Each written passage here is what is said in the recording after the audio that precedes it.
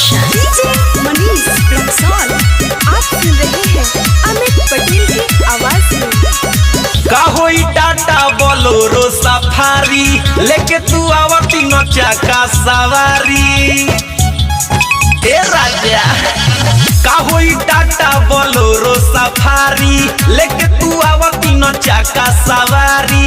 हमरा वही बैठा के हो गवना वाले जकरा के हो भतारे आवा ऑटो जला के हो गवना वाले जकरा के हो भतारे आवा ऑटो चला के हो। Presented by Loudon Films Production. DJ Manish Raxaul.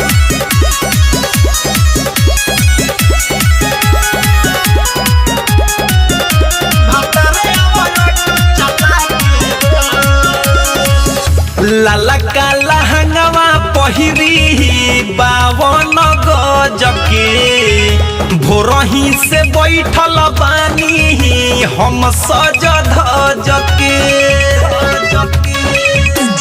हो लाला काला हंगवा पहिरी बावन गजके भोरही से बैठल बानी हम सज धजके।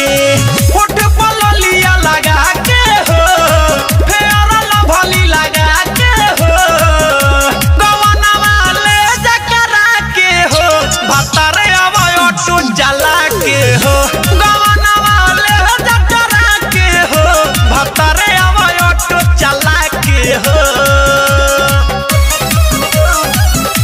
भतारे आवा ऑटो म्यूजिक बाय गौरव रोशन। आप सुन रहे हैं अमित पटेल की आवाज में।